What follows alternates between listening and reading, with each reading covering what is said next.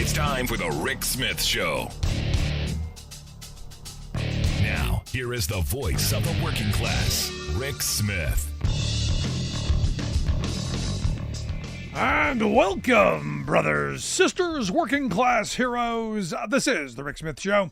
Thanks so much for being here today on the big program. Lots to get to, lots to talk about. You know, our politics are more, or seem to be more, about entertainment than a means of getting what we, the people, need done. Now, corporate America, they, on the other hand, they know exactly how to get things done and what they want. And this is where, in this moment that we're in of red hat, blue hat, and my team, my flag, why is it that we're not getting what we need done? Why is it that working people are struggling mightily? And look, this isn't new. You know, I know a lot of people have come around to the idea that, oh my goodness, things are bad after the pandemic. No, ask most working people, things have been bad for a while. And the question is why? Why have our politics become team sport mentality? Why have we devolved into these, two sports and two teams going at each other, while corporate America seemed to, own both sides? And look, corporate America knows what they want. And maybe that's it. Maybe we, the people, don't. But you talk to the average working person, they want decent jobs, they want safe schools, they want good neighborhoods, they want all the things that the American dream was built upon. But when you get them in mass, when you poll them, when the mainstream media twists and contorts and pretzelizes, what we want, it becomes, something completely different. Corporate America, on the other hand, they know what they want. They want cheap, exploitable labor. They want massive profits. They want low taxes. They want to be left alone by government. Now, I don't want to use government to go after you, but deregulation, tax cut fetish, this has been the life of the last 50 years. And of course, cheap, exploitable labor has been the constant. And the reason I bring this up, happened to see a story over the weekend from Iowa. Iowa has been kind of the laboratory of destruction, if you will. What the future might look like. I mean, we looked at Kansas a couple of years ago. Thomas Frank wrote that great book, What's the Matter with Kansas? We got to be asking ourselves now, what's the matter with Iowa? Because right now they are the laboratory of destroying child labor laws that have been in place for more than 80 years. You may remember back in 2022, they green-lighted letting 16-year-olds run child care centers without any direct supervision. So we got 16-year-olds watching children. We got children watching children with no oversight. 2023, the governor there signed a law saying 16-year-olds could obtain exemptions from dangerous jobs, like roofing, like demolition, going into those meat cutting plants, because their hands fit nicely into those small areas. Just as long as it was part of a training program. And we see this play out a lot, especially when you look at the non-union apprenticeship programs, where it really is just about cheap labor. They also allowed 16-year-olds to sell alcohol and serve alcohol up to 11 o'clock at night. But there had to be a kitchen. So it wasn't just beer. So if you maybe fried up a wing, you could guzzle down as much as you want. And if 16-year-olds in that environment, also expanded hours for 14-year-olds to work till 11 o'clock at night during the summer, 9 o'clock at night during the school year. And you go 14-year-olds up to 6 hours a day. And you go, they work 6 hours every day. When are they doing their schoolwork? Oh, never mind. Now they're pushing, and they are going to allow 14-year-olds to drive, because they got to get to work, right? Mom and dad got to go to work, so we need 3 incomes to support a family because wages have been crushed over the last 40 years. So the next logical step, let 14-year-olds drive to work. Only to work, though. None of that joyriding. Just to and from work. And the question is, how did we get here? And I know everyone's saying, we need the cheap labor. No, we need We need jobs that pay a reasonable wage so that adults will take them, so that you don't have desperation where families are sending their children into the workforce to make ends meet, which is where we've gotten. And, look, this is all part of the corporate takeover of the American government. And you go, well, how did we get here? Well, it's an interesting question. You think about the money that's flowed into our politics. Campaign finance laws that have created this what was supposed to help slow down the amount of spending on politics has only made it that much worse. These political action committees, all of these front groups that fly up, the lobbying money that's thrown around by business interests, and let's not forget the revolving door of people going between government work and corporate work and back and forth and back and forth. Again, just trying to make themselves wealthier. It's not about good governance. It's not about making sure that we, the people, are protected. No. It's about making more profit. It's about corporate interests. My entire life, we've been told that we need to deregulate. We need deregulation. Because for a small period of time, from the New Deal, from FDR to LBJ, we had regulations where people said, look, we want guardrails of capitalism. We don't want the kind of abuses that we're living under right now. We don't want wild swings in our economy. We don't want uber wealthy dictating to everybody. Does this sound familiar? Because it sounds like where we are. And this has been, middle 70s, Reagan really forward. This is what's going on. We've given corporate America all the power that they could want. And this was by design. This happened because they planned on it. They spent for it. You go back, you read the Powell memo from 1971. Lewis Powell, a soon-to-be Supreme Court justice, wrote the treatise on how to save free enterprise. The CEO class was worried capitalism was under attack. People were not happy. And so they had to save the free enterprise system.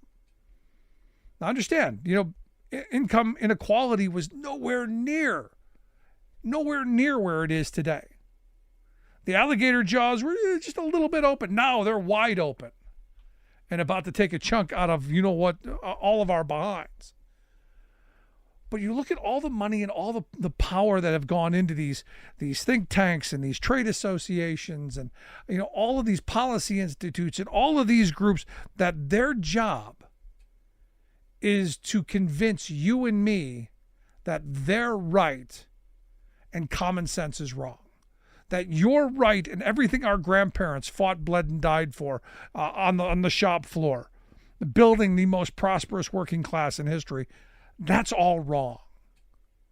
And you stop and you think about, the dominance of corporate power and what it's meant for workers. It's meant that we've lost, the power of unions to fight for better wages, hours, conditions. We've lost the power of unions to balance that corporate greed and that corporate power in the halls of government. We've lost that thing that unifies us, that brings us together and gives us some common interest and purpose and goal, which is a better life. We've lost completely the idea of job security because we've passed these horrible trade deals. We've continued these at-will employment policies across this country. And what's happened? People are more desperate. They're more on the edge. Wages have been stagnant and declining for decades. We've gotten a little bump because of the pandemic, but quite frankly, hasn't kept up. And while Wall Street is doing wildly well, the economy is doing well on the big numbers. Trickling down to you and me and average everyday working people still struggle. I still remember when you got a job in healthcare and a retirement, a defined benefit pension was part of the deal. Now, no. In fact, got to have skin in the game. Start digging deep if you want your kids covered. And the reality is we've gone backwards as a working class for decades now. The idea of job satisfaction, gone. The idea of having some control over the work that you perform and the future of that work, long gone. And the idea that you could have some representation in the workplace seems to be going as well. And understand, there is a want, there is a thirst for unions right now like I have not seen in my lifetime. But the laws are so antiquated and broken that I'm sorry, I'm not as optimistic as some that we're going to see the explosion of organizing. I'm hoping. We have people on this program say there's great work being done. Given the fact that our laws are so slanted, that the pendulum has swung so far to the side of corporate power, makes me wonder. So the question becomes, how do we push back in some of this? Is it possible to undo the damage of the last 50 years? Because sadly, the vast majority of people alive, this is all they know. So if it's all you know, it's what you're going to stick with. It's what you're going to fight to maintain.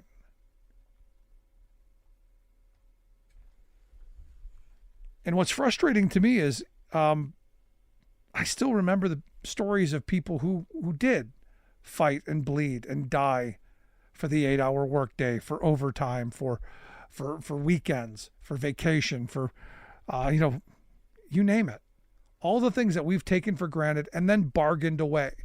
The other day on the program, I was talking about an old timer I had known years and years ago who said that they used to go on strike every other contract, even if it was just for one day. Because of that act of fighting for something, that act of rolling up your sleeve and doing something to win a better raise, better benefits, more say in the workplace, whatever it is, that act of winning and fighting for something was real, and you would hold on to it and not willing to bargain it away, as we have done over the last 30, 40 years. Stuff our generation didn't fight for, but we were willing to bargain away for the idea that, we're going to all be rich. How's that working out? The country's massively in debt, and we have created the largest wealth class in the history of the nation, probably in the history of humanity. We have a handful of people worth unimaginable wealth, and yet we have children who go to bed hungry. This is not a functional government system, but it's the one that is working perfectly as designed. Because this is what corporate America wants. You need desperation to keep people showing up to jobs that don't pay enough to get ahead. So for me, I look at where we are in this Iowa story. It's frustrating because on the individual level, and I've talked to a couple of individuals who are repulsed by this, angry. How could we do this? How can we go this far backward? But I fear collectively, like many things, it comes down to red hat, blue hat. The governor of Iowa is a Republican. The state house and the Senate controlled by Republicans. This is their baby. Attacking child labor laws is the Republican position, in not just in Iowa, but other states across the country. Because corporate America demands cheap labor. So the question, and this is where my mind goes, are Republican voters on board with this?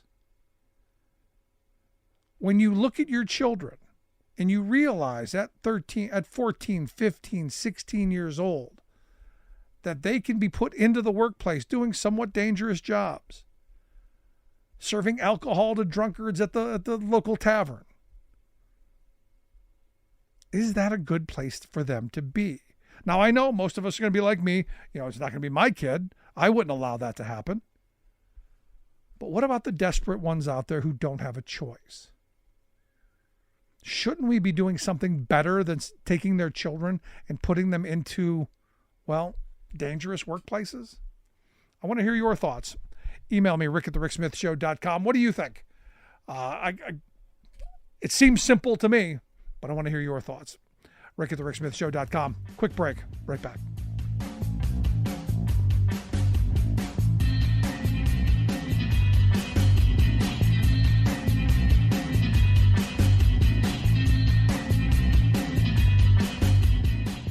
We are AFGE, the American Federation of Government Employees. We represent 700,000 federal and D.C. government workers who are the vital threads of the fabric of American life. We support our nation's military. We take care of our nation's veterans. We protect our nation's borders. We respond to our nation's crises and natural disasters. We provide services to our nation's seniors. The American Federation of Government Employees. We work for America. We are AFGE, the American Federation of Government Employees. We represent 700,000 federal and D.C. government workers who are the vital threads of the fabric of American life. We support our nation's military. We take care of our nation's veterans. We protect our nation's borders. We respond to our nation's crises and natural disasters. We provide services to our nation's seniors. The American Federation of Government Employees. We work for America. Welcome back to the Rick Smith Show. Now, here is Rick Smith.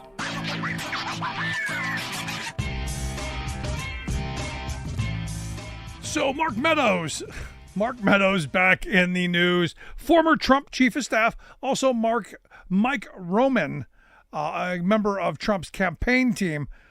They were arraigned in Maricopa County, Arizona, pled not guilty Friday morning to their part in the false certification of the election. You remember that whole fake electors thing?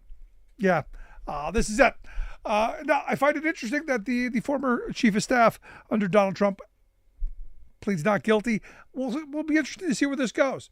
And I'm glad finally, after 3.5 years, they're finally getting around to it. So I guess better late than never. Also, speaking of Arizona, Kari Lake, the candidate that the Republicans have chosen to run for Senate, held a campaign event with the Confederate flag, prominently displayed behind her. And you go, who's she talking to? Well, we find out because of Reuters that the Proud Boys are back. The Proud Boys say that their recruitment is up, they're growing, and they're ready to serve Donald Trump once again. And I find this, again, all how these pieces kind of fit together. Kari Lake still trying to, make that, hey, pick me. Hey, what about me? This is frightening that this is still going on. Now, the reporting coming out of Arizona is that this is going to maybe hurt her with moderates and maybe hurt her with independents. And I saw the word maybe, and I'm like, I don't know. I'm hoping, hopefully. Now, there was a report put out by the Washington Post this weekend that grabbed my attention that said, look, you got this guy, Russ Voigt, who the name is familiar to me.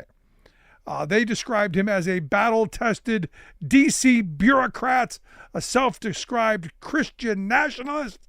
Well, evidently he's drawing up what plans would be for a, how did they put it, a post-constitutional vision. That piece of paper that they carry in their pocket, the little book that they carry in their pocket, claim to love so much, they're ready to chuck that and move towards, a more president central, more executive branch power, less, Congress, less judicial. We're consolidating power in the hands of the executive. And who do they think that's going to be? Well, they think it's going to be Donald Trump. And, the interesting thing for me is Trump, if you've been paying attention to some of the interviews he's been doing, there's some stuff going on there. He's not well. And the Dr. Phil interview was really bizarre in that they did some really creative editing, it looked like. Now, look, I'm not an expert in editing, but it looked a little jumpy. And I would like to see the stuff that they took out. Now, understand, the Dr. Phil thing was really clearly propaganda. It really, quite frankly, should be considered an in-kind contribution. They should be paying for that because, but this is where you go, what is his plan? Now, I've been reading a lot of stuff that Trump's been in. It's all been quite frankly, about revenge, retribution, and pointing out how bad things are. The one thing that Trump was always good at was pointing out how bad things are. Never has had really a plan on how to fix them. He's never come out and said, "Hey, we're going to fix something, and this is how." He doesn't tie himself down with the details. And look, that's by design, because there are no details. You remember when they tried to repeal the Affordable Care Act? I got a great plan. It's going to be cheap rates, universal coverage. It's all the things that we want, but no actual way to get there. So he does have his thumb on the pulse of what people want. And this is, I guess, hopeful in that, as I was just saying, we the working people haven't been getting what we need, haven't been getting what we want from our government. But I look at Trump, at least they know. Is that the positive we take from this?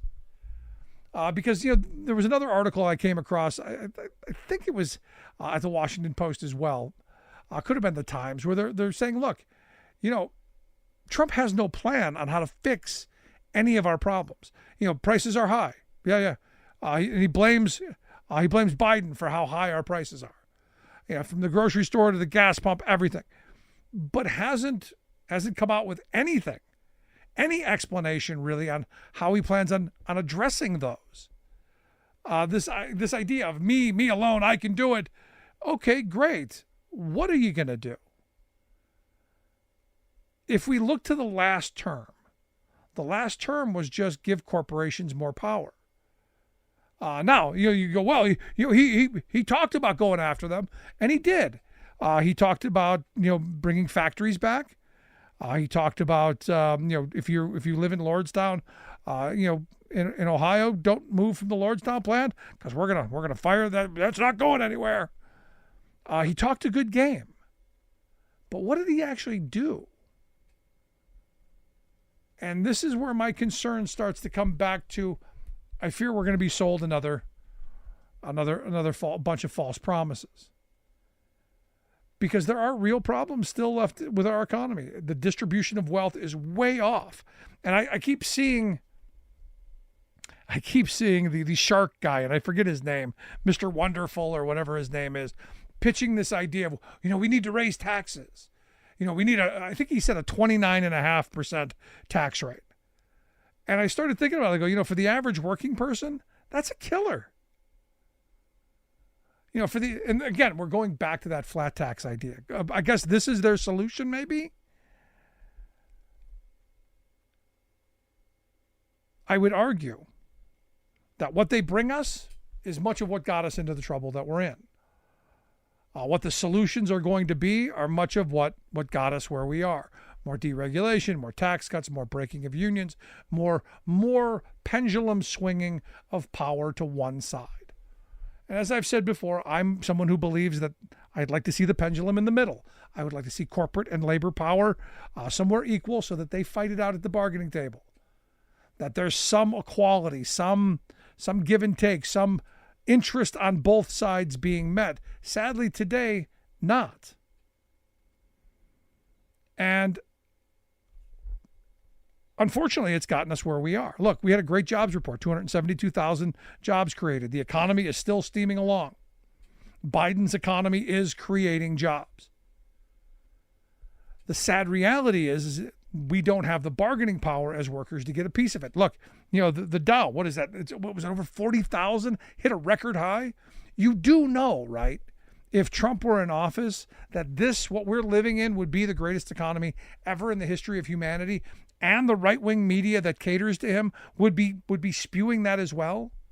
We would be told in every way, shape, and form how wonderful things are. 272,000 jobs. Oh my gosh, the greatest ever. But here we are with the interests, the moneyed interests, saying, maybe not. Not happy with what Biden's doing. Not happy with what Lena Khan's doing at the FTC. Not happy with Jennifer Abruzzo at the NLRB. Not happy with Julie Su at the Department of Labor. Not happy with the people that Biden has put into place who are looking out for average, everyday working people. And this is where I keep coming back to this moment that we're in. And I see this as 1980 all over again. We're doing a lot of investments in what could be the future of energy and transportation and employment in this country. We're at that crossroad. And a decision in November could scrap all that. And we could be back where we started from. Now, I have friends who are saying, well, that's what we need to do. We need to go back and, drill, baby, drill, and all of that stuff. Because they want cheap energy now. The question is will it be cheap again? Will corporate America, who have gotten used to, these profits, will things turn around? I don't think so. But this is where we are. Now, the weird thing for me, I look at Trump and again, I don't know what's going on there. This idea that, and I had someone tell me, he's looking mighty old. For all of the talk of Biden being old, I look at Trump and this person's like, hey, did you see this? Some of the interviews, one interview he was asked if he would declassify a bunch of things on 9/11, on JFK, and on Epstein, on the Epstein files. And his response was weird. He said, I guess I would. I think that less so, because you don't want to affect people's lives if it's phony stuff in there, because it's a lot of phony stuff with that world. But I think I would. And, I played that a couple of times going, what does he mean? There's phony stuff in there. Does he not believe what his base is spewing about what happened on Epstein's Island? Was he part of that? You kind of then have to start to wonder. But looking very, very ragged, looking a little rough. Now, you could, as some of the folks who have been emailing me with how inspired they are, which is my troll crowd, maybe that's part of it. Maybe he's fighting the good fight for average, everyday working people, and somehow that's going to make things better for us. I don't know. Want to hear your thoughts? Email me, rick@thericksmithshow.com. I'm going to take a quick break. When we come back, Brody Mullins is going to be here to talk about his book, The Wolves of K Street. Can't wait to talk about this. Quick break. Right back.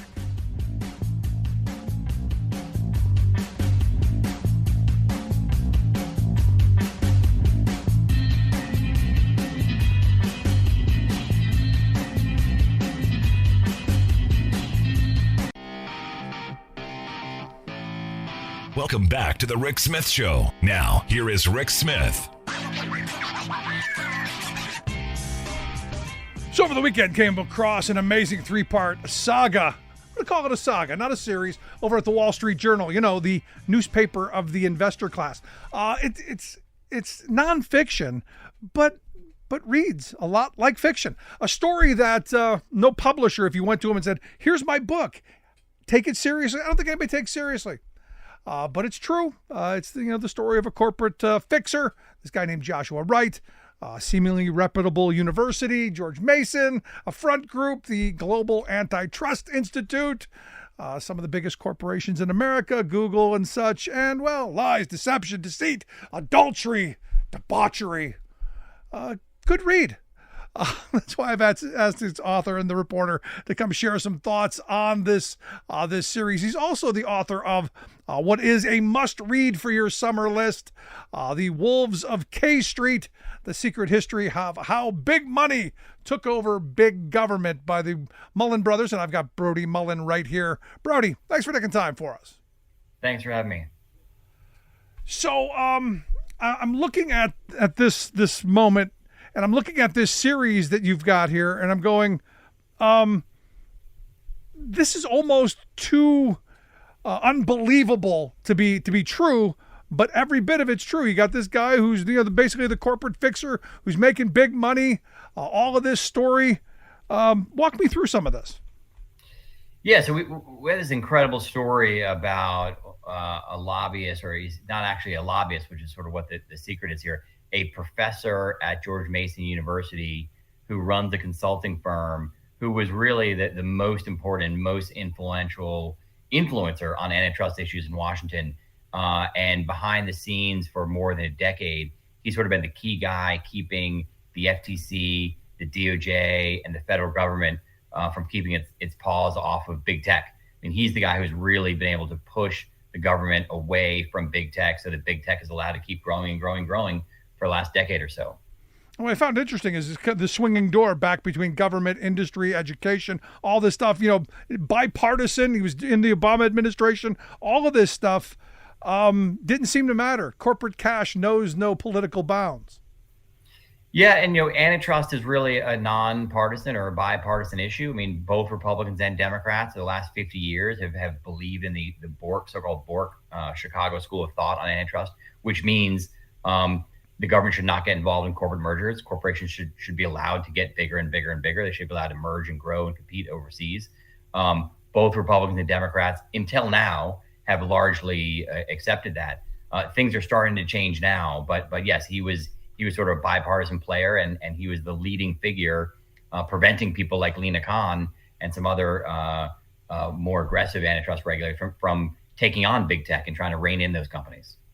And, look, I started off with this is the best democracy money can buy. And I look at your book, The Wolves of K Street, The Secret History of How Big Money Took Over Big Government. And, when I started reading through this, I'm going, what's the secret? We know that corporations have been spending enormous sums of money influencing our legislators. We know that they've spent enormous sums of money on infrastructure, talk radio, cable news, print media, influencing the populace. What's the secret? Yeah, so good question. So the secret is really looking at how lobbyists, quote unquote lobbyists, work in Washington. And if you are a lobbyist in Washington, you're supposed to disclose your activities. You file a form every quarter that says, here's who I represent, here's the bills I'm working on, here's who I'm working on behalf of, here's the people I'm talking to, here's how much money I'm making. This guy, Josh Wright, is part of a new class of lobbyists who are not technically lobbyists. They're sort of influencers. They're opinion shapers. They're involved in the media and shaping public opinion and the opinion of government leaders.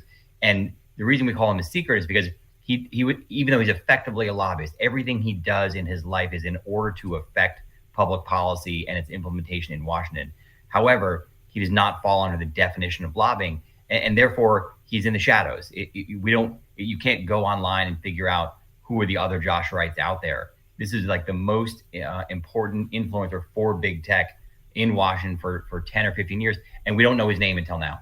Well, you could make the same argument about Leonard Leo, with the Federalist Society or any of these front groups that have been propping up over the last 50 years. The State Policy Network, a think tank in every state, all working on the same thing, which is more corporate power. All this corporate cash that goes into our university system, a couple $1 million to a university to decide who gets to be the professors. The power that we've given a small amount of money is really just enormous. And again, my mind keeps coming back to, I guess it's a secret, maybe? No? Yeah, I mean, I think it's the same point that there are people who have to register and disclose. And I mean, I agree with you. I mean, Leonard Leo is doing the same thing that Joshua Wright's doing. I mean, the Washington has changed in a way in that the people who are technically lobbyists are not the people who have the influence these days. It's these unregistered, undisclosed lobbyists that need to be ferreted out by the media or by the public, who are really influencing policy. And, we're calling Josh Wright a secret weapon to make that same point, that even though he worked at George Mason University and he wrote these academic papers and he was doing things that sounded like he was sort of an uninterested person who was just giving his, viewpoints on various policies, he was in the bag for big tech. He was paid for by big tech, and therefore he was a secret weapon. Yeah. The thing for me is, I look at this and it's a great book. And again, I hope people will add it to their summer reading list. The Wolves of K Street, The Secret History of How Big Money Took Over Big Government. But I look at this as another one of those things that basically just obscene amounts of money in the hands of a few people, what they're able to do. You've pointed out this. I look at Jeff Charlotte's book on C Street and how, Religion Incorporated has been perverted and some of the worst stuff. I mean, this story that you've told this person, and I'm not saying that none of it's not true, but this is kind of the worst human being behind the curtain, moving our policies in ways that aren't good for democracy, aren't good for work, certainly not good for working people. But I guess that's where my struggle is. Yeah, I mean, I think part of the issue here is that there's just no disclosure on these types of influencers, and as I mentioned, influence and lobbying has changed in a way that we've moved from these disclosed lobbyists whose activities we know and who are roughly regulated, and there is some insight into what they're doing by the public and the media and the companies themselves. These new players who play outside the system are not known. I mean, here's another way of looking at it. In Washington, D.C., there's roughly 5 or 6 million people who live in this area, and all we do in Washington, D.C., where I live, is affect legislation and public policy. We don't make cars, we don't make widgets, we don't make semiconductors, we don't make anything. We just make laws. And of those 5 or 6 million people, if you look at the number of people who are registered lobbyists, the number is 13,000. That is a drop of sand on a beach. And there are way more people like Josh Wright and like Leonard Leo who are way more influential affecting public policy, and they're just not disclosed. So we really don't know how corporation is spending their money to affect public policy, and that's the problem. Well, I know a lot of groups, they have their lobby day, and you name whatever, Americans for Dogs and Puppies, whatever front group you want to throw out there, they've got their lobby day where they bring average everyday citizens. So I know a lot of people who think, lobbying is just, Americans going and having their voices heard. You're talking about something completely different. Yeah, I mean, those lobbyists or those, business owners or employees of companies who come to Washington and talk to their members of Congress, that's a great form of advocacy. That's how democracy, I think, should work, that American citizens come to Washington and explain to their members of Congress, why they need a piece of legislation or how a piece of legislation or public policy would work. And when a member of Congress talks to these people, they know, hey, this is an executive from company X or this is an employee of company Y. So you sort of know what their angle is, what their approach is. People like Josh Wright are working behind the scenes. You read his academic research, or more importantly, not what you and I think, an important person at the Federal Trade Commission or the Justice Department reads a paper, an academic paper by an esteemed professor like Joshua Wright that says, Google shouldn't be regulated, or Google should not be subject to antitrust rules, or this case should fail. And you think, that's a trusted academic, and what he's saying sounds like it could be right. And what you don't know is that he's being paid for by all these companies. I mean, that's where the problem comes in. Yeah, but isn't that just about any of these academic groups anymore? Virtually everything coming out of our universities has this center funded by this group. I mean, you mentioned George Mason. I didn't know that George Mason had a global initiatives, but it wouldn't surprise me. But I think of the Mercatus Institute. I think of Hoover Institute at Stanford. I think of a bunch of these corporate front groups that say this kind of stuff and have the power of that legitimacy behind them, in a sense, that I think they're all shills in my view. Yeah, so I generally agree. However, there were some differences there. Several years ago or several decades ago, we had scandals about academic research on behalf of tobacco companies and the meat industry, and therefore academic research that comes out of medical schools does need to be disclosed. Medical schools have created a rule that if a company is funding the research, it needs to be disclosed. The tech industry is newer. They're only around for 15 or 20 years. The academic research that affects the tech industry isn't medical or scientific. It's law and legal. So law schools are the ones that are producing this research, and they've sort of been behind the curve on creating disclosure rules. So even though I agree with you in general, this is how the game is played, and it's sad. But there are some set of schools, medical schools, that do disclose research. It's the law schools that now don't do that, and the law schools are producing the research that the tech industry cares about. So, let me ask you this, because, most people, when you ask them about, how lobbying is done, they have the Wall Street, the the Hollywood version, a smoke-filled back room, big old fat guy with a cigar, doling out checks. That's how it used to be. That is not, correct. Is that happening still? No, not at all. I think you're exactly right. I mean, that is how lobbying used to work back in the day, where there was less scrutiny. Back in the day, there was fewer media reporters looking into the lobbying industry and how legislation was made. But that changed 20 or 30 years ago. Now, if a member of Congress is caught doing a special favor for a donor, it's a front page story in the Wall Street Journal or Politico or the New York Times, and that member of Congress can lose their reelection. I mean, in my opinion, members of Congress exist to get reelected. So they're not going to let themselves get caught with their hand in the cookie jar doing a special favor for a donor. However, more and more lobbying has moved to what Josh Wright is doing, which is sort of influencing members of Congress in their opinion through public policy research or through academic papers, instead of just getting a direct ask for a favor in return for a campaign donation. Yeah, the quid pro quo seemed to be gone, but this push again, and I look at the number of these groups that keep popping up with these euphemistic names of, what we'll throw out whatever. I use Americans for Dogs and Puppies, but it could be anything. How much of that plays into it? Because I'm inundated. My email box is inundated with all of these groups saying, hey, come lobby for us, or come donate to us, or come sign on to this petition to push this congressman or this senator in this direction. How much of this is that? Yeah. And I guess the question is, how much of that is true grassroots, and how much of that's AstroTurf, do you think? I think most of that is fake. When you see Americans for Dogs and Puppies, you know that's a fake group.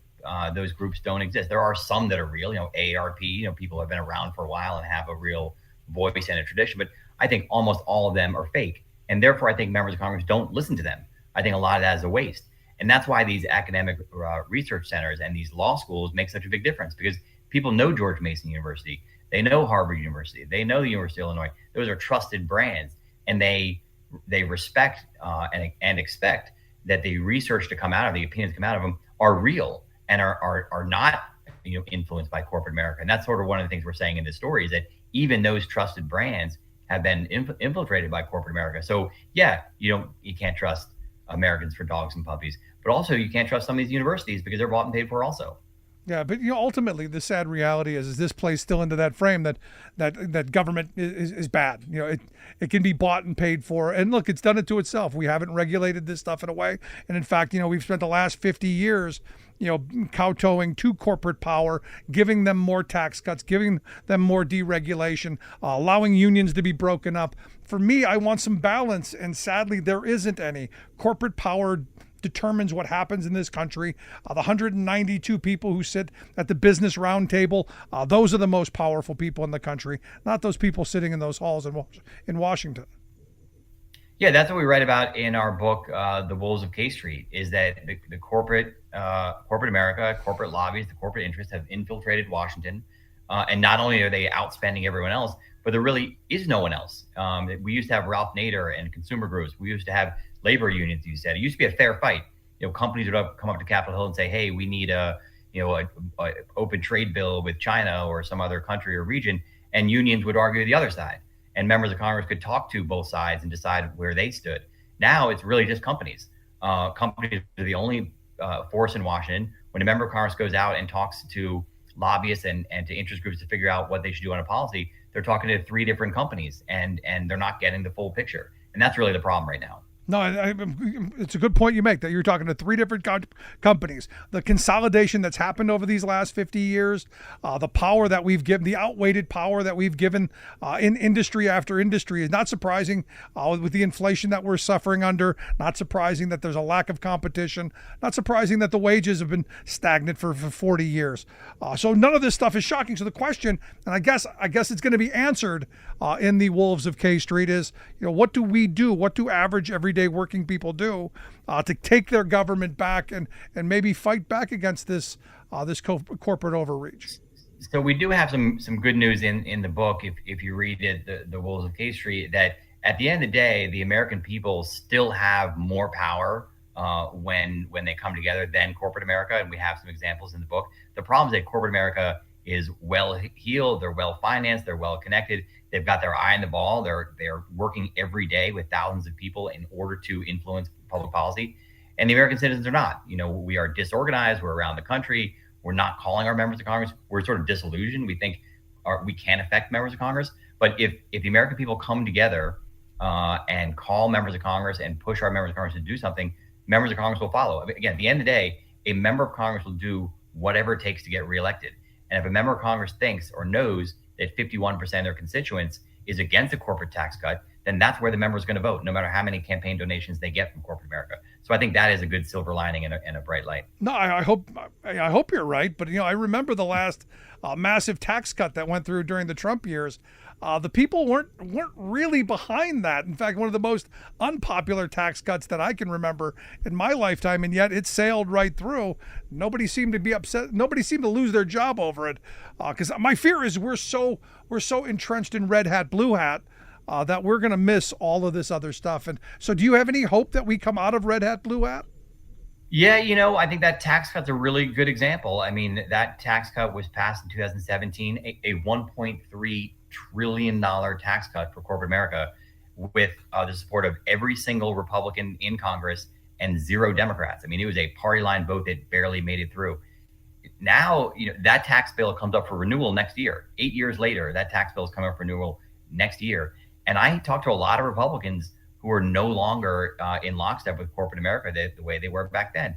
Great example is Jason Smith, who happens to be a Republican from Missouri, who people probably haven't heard of. He happens to be the chairman of the House Ways and Means Committee, the committee that's going to write that bill. And he is fairly anti-corporate, so anti-corporate, in fact, that he just launched an investigation into the U.S. Chamber of Commerce. So we've got the chairman of the House Tax Writing Committee investigating the U.S. Chamber of Commerce. This is Republicans and big business have been in lockstep for so long, sort of mind-blowing to me that a Republican would be investigating the Chamber of Commerce. So to me, that just shows that if this bill needs the support of every single Republican to be renewed, like all of a sudden there's a bunch of Republicans who are not a majority, but there are a small number, a growing number of Republicans who are more and more anti-corporate who could block this bill, and that would be stunning. Yeah, I wish I shared your optimism, because I know Josh Hawley walked a picket line with the UAW, and J.D. Vance was at a picket line. I know they're not pro-union. They're never going to vote for a union bill. So when I see this, I go, yeah, it looks like a little window dressing. I'll believe it when I see it. But I wish I shared your optimism. Yeah, let me just add one thing. You could be right. I could be wrong. It could be that these Republicans are just trying to get reelected and they don't really care at all. But it also could be that there's a growing number of populist Republicans who are turning anti-corporate. The answer is we don't know. No, you're right. But in 2 or 4 years, we're going to know. No, and this is one of the things that I gave Trump credit for. Trump went after corporate America a little bit. Did I believe that he was sincere about it? Not really. I thought he took Bernie Sanders' message and honed it well for his side of the aisle. Because look, I grew up in an area where deindustrialization just wiped out thousands of good union jobs. So I know people voted for him because they bought he was going to recreate those good old days. Didn't happen, never had a plan, but the wording is there, and that's where I give Trump credit. Good PR guy. You're asking for a silver lining, though. I think that is your silver lining. Look, if you're a pessimist, then you say this is all fake and just for political gain. But if it's for political gain, these Republicans are doing what they think their voters want. So they're following their voters. Again, we'll see. We don't know the answer right now. No, it's good stuff. Brody, I appreciate the time. The book, The Wolves of K Street, The Secret History of How Big Money Took Over Big Government, highly suggested. Brody Mullins, thanks so much for taking time for us. Thanks. This was fun. I want to hear your thoughts, seriously, on your reading list. But I want to hear your thoughts. Do you have some hope that maybe Republicans could come around? Just a thought. Back after this. Stick around.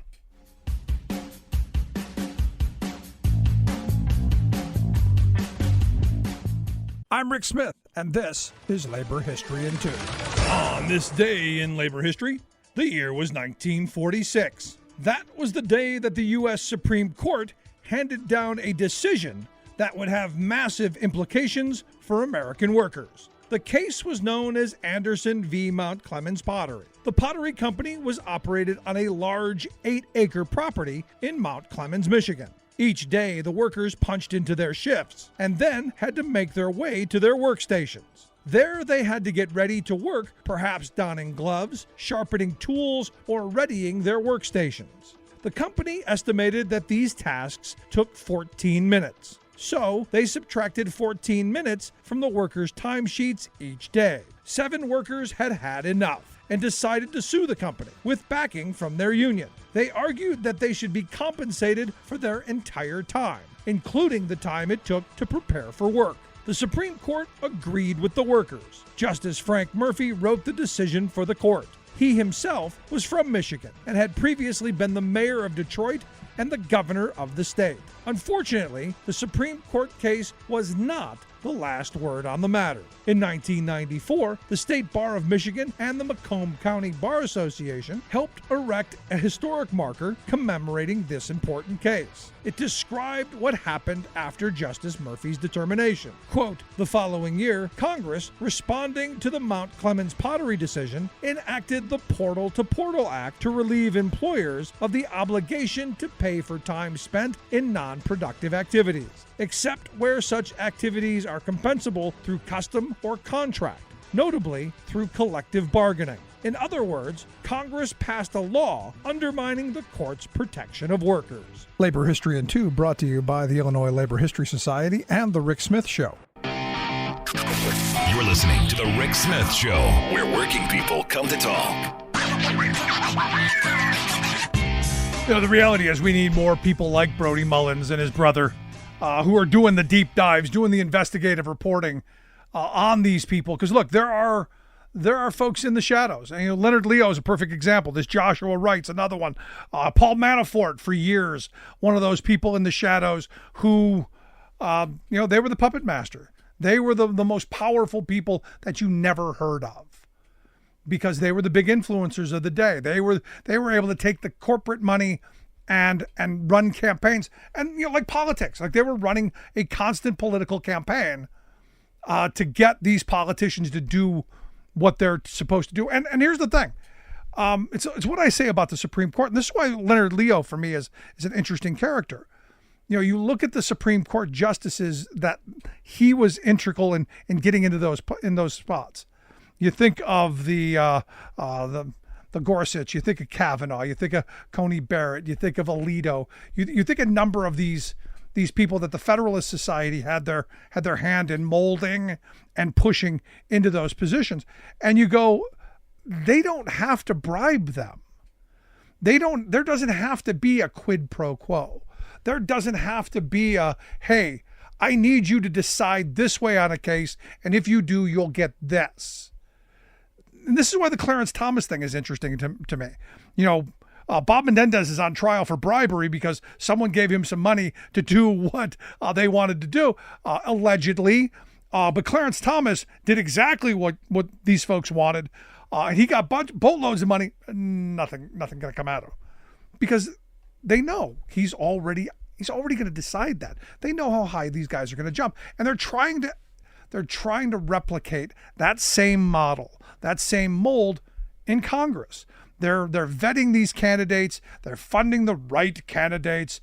They're bringing them into their training mechanisms because they want to know even more than they know how they're going to vote. That they're sufficiently loyal before they get in, before any case ever comes up. We know how you're going to vote. And that comes back down to, the schools they went to, the mentors they had, the jobs that they took after college, all this stuff. They have groomed these people to be good little bots. So am I surprised best government money can buy? No, not a bit. Which is why, I did push on the secret part because I love the idea of the wolves of K Street. It's about time we start exposing these people. But it's the secret part. We know corporations get what they want because they spend a lot of money on it. I've had friends in Congress who have said, look, no one's ever bought my vote, but they get my ear 15 minutes at a time every time I got to ask them for money. That's a part of it. But the other part is, this constant, these organizations that control what appears to be huge swaths of power in our academic institutions, in our media, and they're convincing us daily of what their reality is. Now, on the Trump thing, look, I said all during the election in 15 and 16, basically Trump stole Sanders' message, and tried to make it sound like he had a plan. I don't think he did at all. He took a good message, which people are angry. People are angry that their government isn't meeting their needs and isn't doing what needs to be done. And that's real on both sides of the aisle. And yeah, I guess I am a little jaded to think that Josh Hawley and J.D. Vance are ever going to support workers. But maybe Brody Mullen's right. Maybe there is some hope in this. We can only hope. But I want to hear your thoughts. Email me, rick@thericksmithshow.com. If you've got any questions, comments, something on your mind, something I said got under your skin, made you think, made you mad, rick@thericksmithshow.com. Miss any portion of the program, make sure you grab the podcast wherever you get your favorite podcasts. You'll find ours. And as always, hit up freespeech.org. Find the video over there and a whole bunch of really great programming. Look, this is another one of these topics that we've been talking about for a long time. I am thrilled that it's getting some attention. So I hope folks are going to run out and find The Wolves of K Street by Brody and Luke Mullins. Thanks so much for being here. We'll see you back here next time.